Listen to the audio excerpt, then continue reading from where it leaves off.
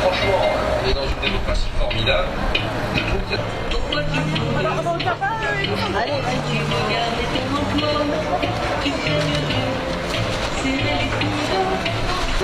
Ah, il faut la mettre à la main. la Occitanie, sur TV Sud.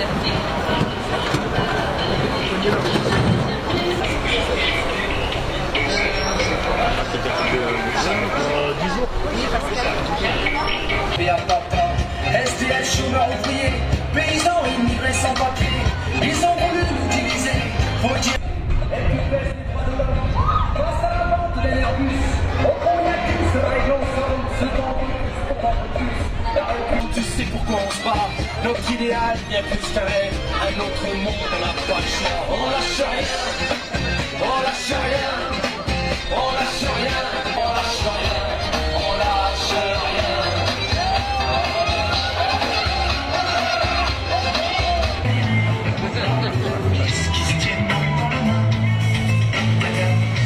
La casquette de travers, j'avais la classe ouvrière. C'était toute ma vie, mon droit à la misère. Jusqu'à cette lettre qui dit en moi je sais toucher le fond. Et j'ai du charbon sur mon front. Et moi je sais lever le poing. Moi je n'oublie jamais rien. Moi je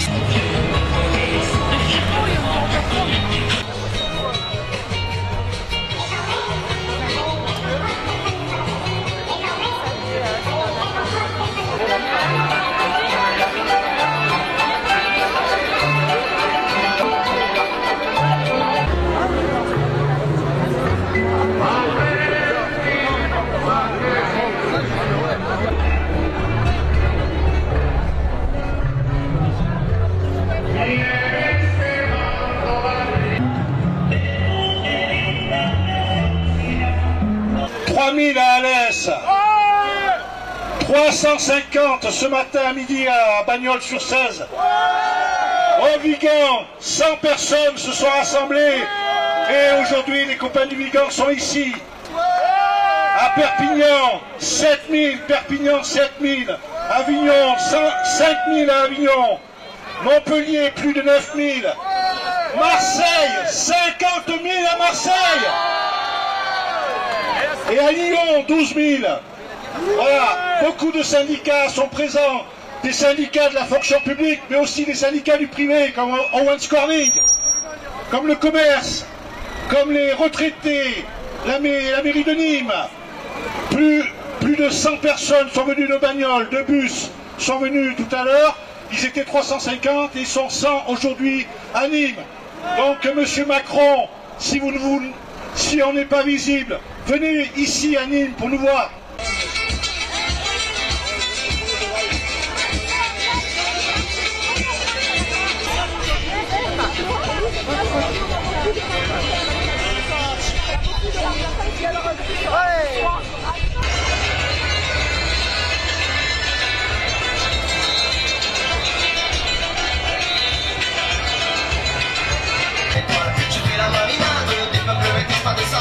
J'ai fait monter les épées, j'ai fait du show, et puis le chagrin dissident.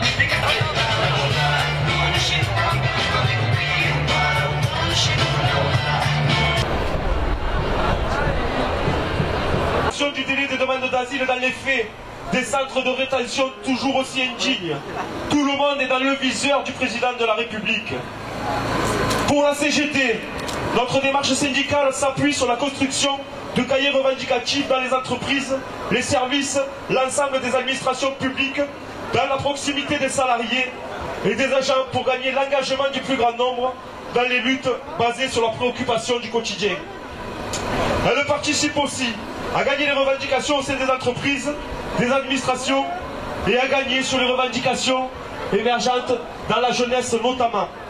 Au niveau national, la volonté de convergence des luttes doit se traduire désormais dans les faits. Oui, nous devons faire toutes et tous, chacune et chacun, le travail nécessaire à l'élévation de ce rapport de force afin de contraindre ce gouvernement à d'autres choix, des choix de progrès social. Oui, la CGT et ses adhérents gardois, plus nombreux dans notre département depuis les lois El Khomri, et avec plus de 400 nouveaux adhérents dans le département, a l'ambition de mettre en difficulté ce gouvernement à notre niveau départemental. Oui, la CGT et ses adhérents gardois a l'ambition d'imposer au gouvernement de rompre avec ces politiques mises en place qui amplifient les inégalités, quand au contraire, les injustices sociales se multiplient. Ça suffit. C'est dans ce cadre et dans cette visée que se sont construits plusieurs temps forts de mobilisation depuis le début de cette année. Le 8 mars, à l'occasion de la Journée internationale de lutte pour le droit des femmes. Le 15 mars, avec la seconde mobilisation des salariés des EHPAD, des retraités et plus largement dans la santé. Ce 22 mars, à l'occasion de la mobilisation dans la fonction publique, avec les cheminots, les agents de transport, de la chimie, du commerce et dans l'énergie et bien d'autres. D'ores et déjà, les chiffres qui nous parviennent depuis ce matin sont encourageants, très encourageants, tant en termes de nombre de mobilisations comptées que dans le nombre de manifestants lui-même. Cet indicateur permettra une juste appréciation de la situation des luttes, comme la semaine de déploiement organisée par notre organisation CGT la semaine prochaine. Ceci afin de mettre en perspective la journée nationale d'action interprofessionnelle du jeudi 19 avril prochain. La CGT s'efforcera de porter l'ensemble des revendications construites au sein des organisations et des syndicats élaborés à partir des besoins des salariés, des agents, des retraités et des jeunes que nous rencontrons au quotidien, en les replaçant dans le contexte politique national qui a conduit à la généralisation des dégradations des conditions de travail et du niveau d'emploi dans notre pays, de la remise en cause des services publics dans leur ensemble, de la remise en cause de notre modèle social en général. L'accroissement des inégalités dans la répartition des richesses créées par le travail ne cesse de s'exacerber. L'action de la CGT est par nature solidaire car elle porte une vision de l'organisation de la société qui s'ancre dans la réponse des besoins des populations. Il ne s'agit en rien de soutien à certains salariés en lutte, pas même aux cheminots, mais bien d'inviter à la mobilisation de chacune et de chacun. Les différents déploiements que nous organisons tous les jours et dans les semaines à venir, dans et devant les entreprises et services publics, participent à cette volonté d'aller au débat avec les jeunes, les travailleurs et les retraités. Ces initiatives contribuent à la promotion de notre choix de société. Au débat avec les jeunes, je le disais, dans les facs également, dont nombreuses aujourd'hui sont occupées et barrées pour nombreuses d'entre elles dans la région, en particulier à Montpellier, Perpignan et Toulouse. Les luttes se multiplient, elles se durcissent, se durciront dans certains secteurs et s'ancrent dans le temps de manière générale.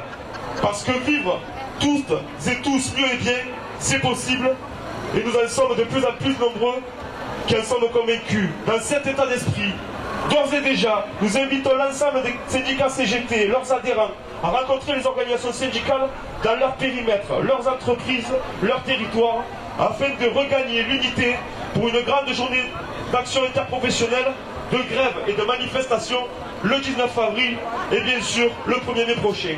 Enfin, la CGT invite ceux qui ne l'auraient pas encore fait à la rejoindre parce que le rapport de force se fera avec le plus grand nombre. Vive l'unité, vive la CGT!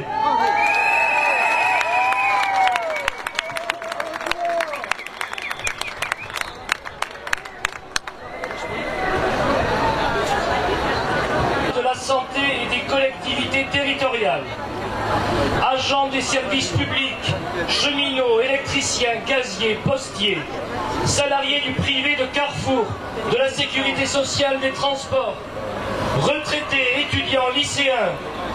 Une chose fondamentale nous unit aujourd'hui dans cette grève et dans cette manifestation.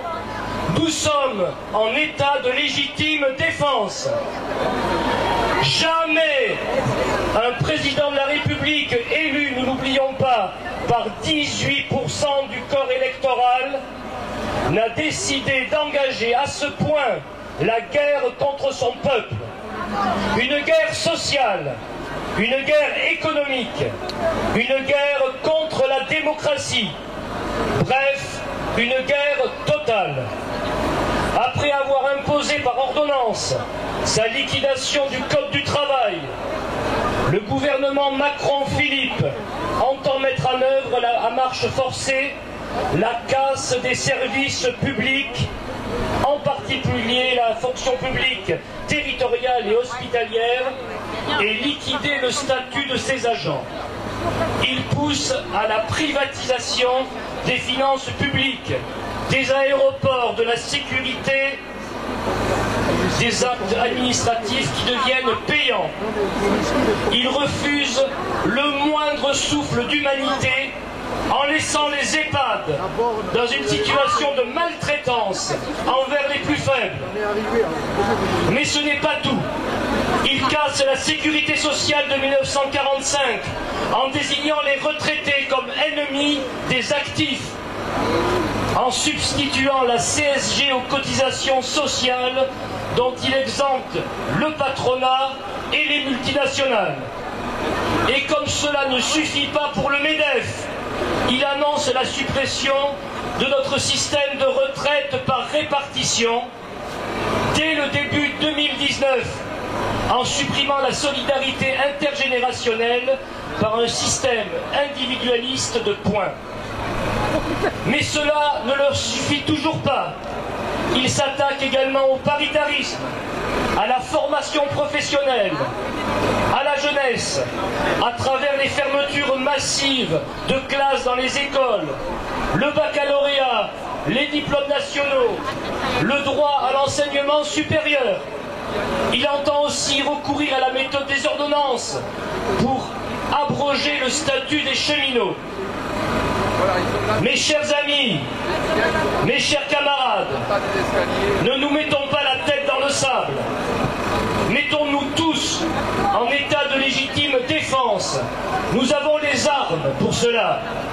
Ces armes, ce sont nos organisations syndicales indépendantes que Macron voudrait domestiquer dans un premier temps pour mieux les détruire ensuite. Nos armes, c'est l'unité que nous avons réalisée aujourd'hui.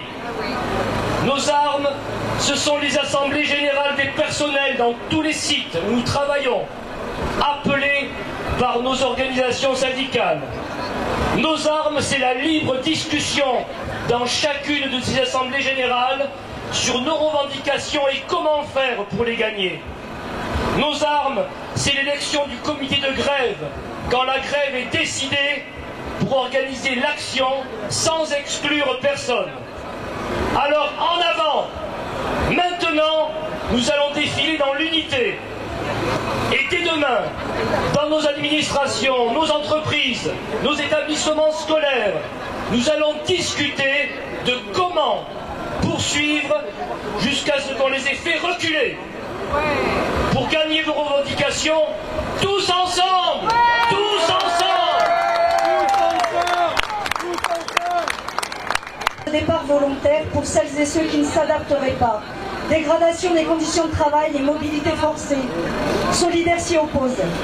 Nous revendiquons au contraire une fonction publique de qualité au service de l'intérêt général et non d'intérêts particuliers. Le statut général est garant d'une fonction publique impartiale pour un traitement égal des usagers. Le concours permet l'ouverture de la fonction publique à toutes et tous, sans discrimination à l'embauche. Le gouvernement programme la casse des missions. Nous nous y opposons. Abandon des missions, transfert au privé, restructuration sont à l'ordre du jour de la révision des missions engagées par le gouvernement avec un objectif, supprimer 120 000 emplois publics grâce à 60 milliards de coupes budgétaires. Le gouvernement veut individualiser, casser les solidarités. Solidaires s'y opposent. La privatisation et l'abandon des missions, c'est renvoyer à chacune et chacun le soin de faire face dans une logique libérale, individualiste, qui laisse sur le bord de la route les plus pauvres et les plus fragiles. Solidaire ne veut pas de cette société-là. Nous revendiquons au contraire un renforcement des services publics fondé sur le contact humain, accessible à toutes et tous, sur tout le territoire, dans les banlieues comme en zone rurale. Les services publics sont un facteur essentiel de cohésion sociale et de redistribution des richesses. La fonction publique qui remplit des missions de service public est source de richesse pour toutes et tous. Nous voulons une société solidaire. La fonction publique y contribue chaque jour à l'école, à l'hôpital, à la voirie et dans les 3 volets de la fonction publique, État, hospitalier, territoriaux. Chers collègues, aujourd'hui à l'appel de cette fédération des fonctionnaires, Les agents du public sont mobilisés avec les retraités, des jeunes, des salariés des EHPAD pour les carrières et le statut, les conditions de travail et l'offre de services publics qui doit être garantie égale sur tout le territoire.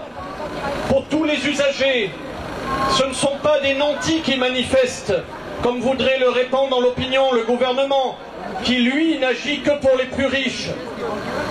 Ce ne sont pas des privilégiés qui sont dans la rue aujourd'hui, mais simplement des salariés du public fiers de leur engagement pour la collectivité, qui travaillent dans le cadre d'un statut garant de leur indépendance vis-à-vis des pouvoirs et des aléas politiques.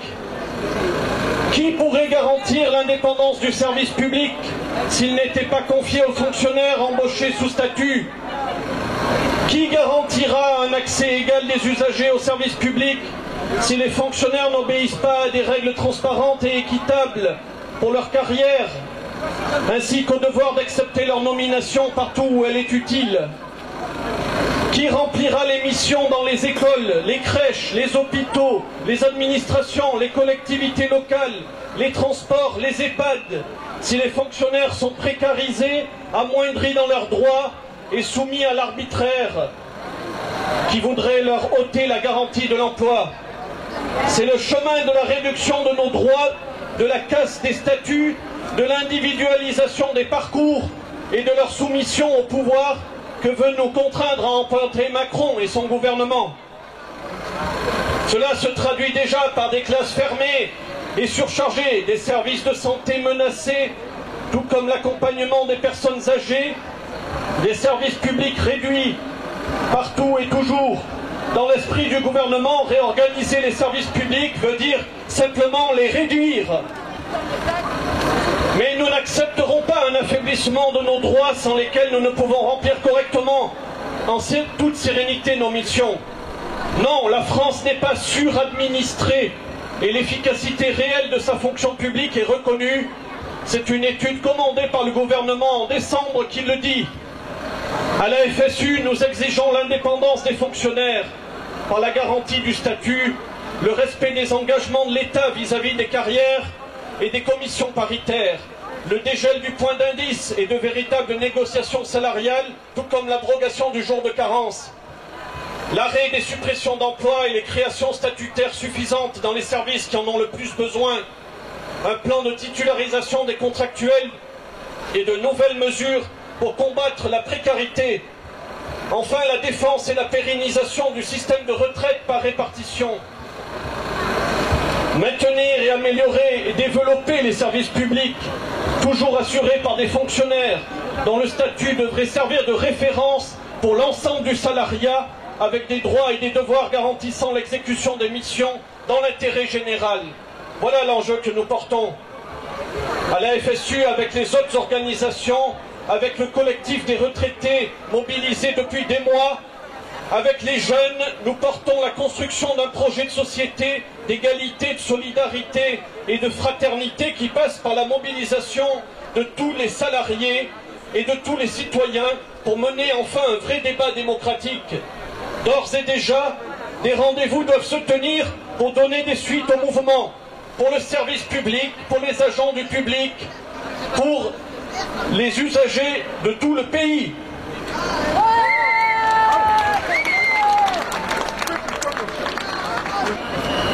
Merci. Tous les agents du service public sommes victimes de la dégradation de nos conditions de travail initiée par le gouvernement. Tous les jours, c'est le contribuable qui en fait les frais. Pour le syndicat FA, nous disons que cela ne peut plus durer. Nous sommes tous pris en otage au centre d'un système voulu par la finance et le 440. Aux urgences du CHU de Nîmes, les collègues sont débordés par manque de personnel. Au SDIS du Gard, nos collègues pompiers se portent au secours de nos concitoyens au péril de leur vie sans aucune reconnaissance. Dans nos collectivités territoriales, tous les jours, nos collègues territoriaux se dévouent pour un salaire flirtant le SMIC.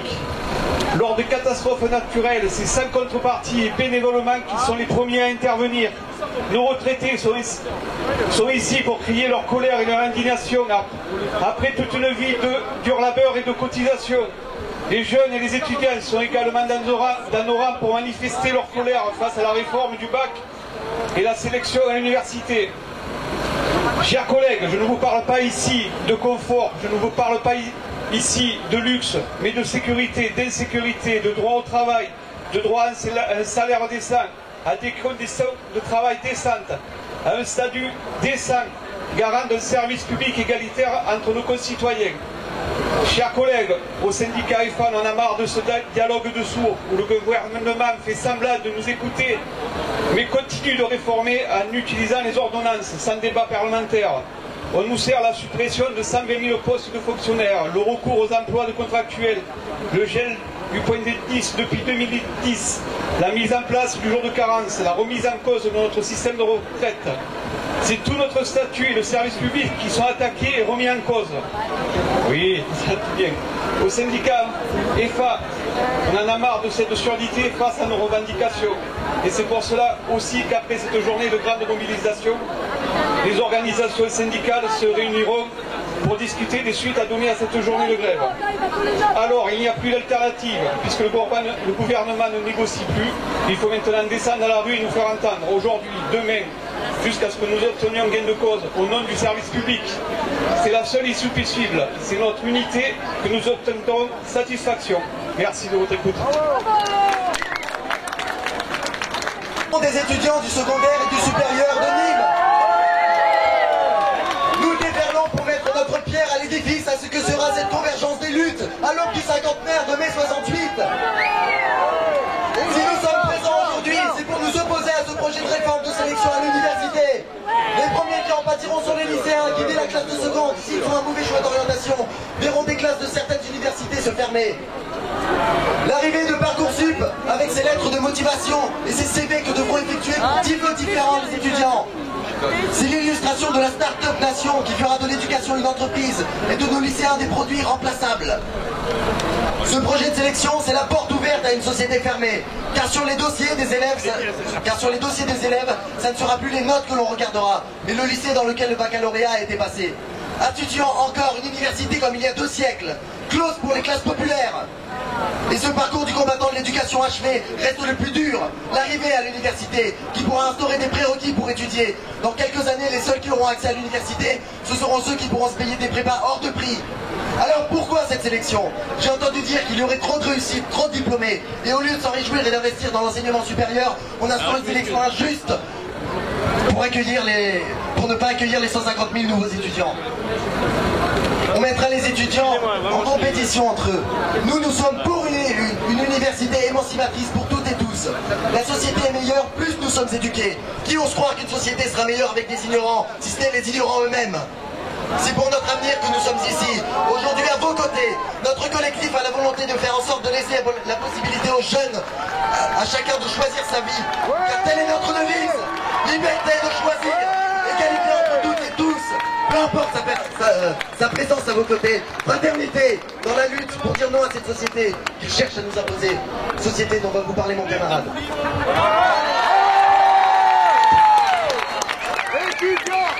Car cette réforme, c'est une attaque contre l'éducation nationale, mais c'est une attaque contre tout. C'est une casse de la fonction publique, c'est une casse du statut des cheminots, de notre système de santé, de notre système éducatif, de tout ce qui constitue le socle d'une société harmonieuse et juste. Leur objectif, c'est la privatisation. Leur objectif, c'est l'implantation de logiques managériales au sein de nos services publics, avec toujours plus de profit pour les actionnaires et toujours moins de services pour nous, les usagers. Et ne vous y trompez pas, camarades, c'est nous qui allons en pâtir. Nous, les 99%, vos enfants, vos petits frères, vos petites sœurs, à qui on va fermer les portes de l'éducation supérieure, à qui on va fermer les portes de la pensée critique nécessaire à la critique de ce gouvernement des riches. Leur but final, c'est la création d'une société pour les riches, où les classes populaires sont cantonnées à leur rôle de consommateurs apolitiques, incapables de réfléchir et surtout incapables de réagir quand on attaque leurs droits fondamentaux, c'est-à-dire le droit à l'éducation. Pour y parvenir, ils tentent de diviser les travailleurs, ils pointent du doigt les retraités, ils pointent du doigt les chômeurs, ils pointent du doigt les étudiants en nous disant qu'on ne doit pas se plaindre pour 5 € d'APL. Ils pointent du doigt maintenant les cheminots, mais ça ne fonctionne pas. ça ne fonctionne pas et nous devons être solidaires. Et aujourd'hui, nous sommes là pour leur montrer que ça ne fonctionne pas et que notre vision de la société n'est pas la leur. Alors, aujourd'hui, en ce 22 mars, montre-leur que nous ne partageons pas leur vision de la société.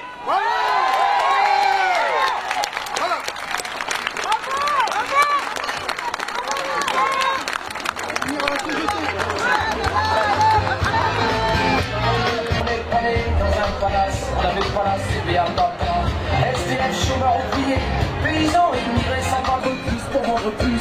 On échappe aujourd'hui après cette stratégie de choc et cette frénésie libérale.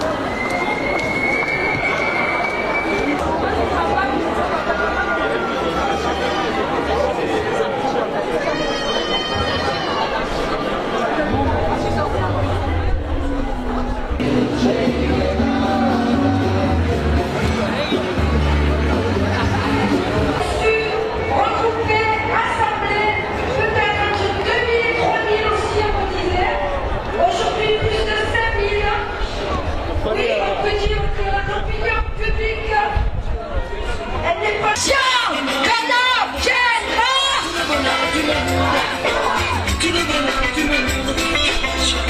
Allez, le privé, il n'est pas épargné. Aujourd'hui, on a beaucoup de syndicats qui nous ont rejoints du secteur privé. Parce que pareil, ils ont subi aussi la loi de travail qui détruit tous les acquis des salariés.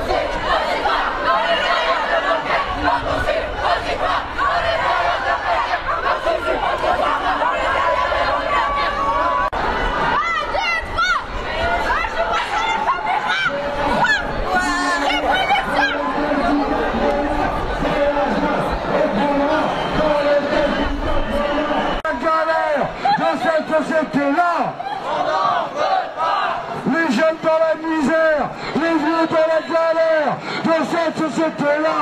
On n'en veut pas.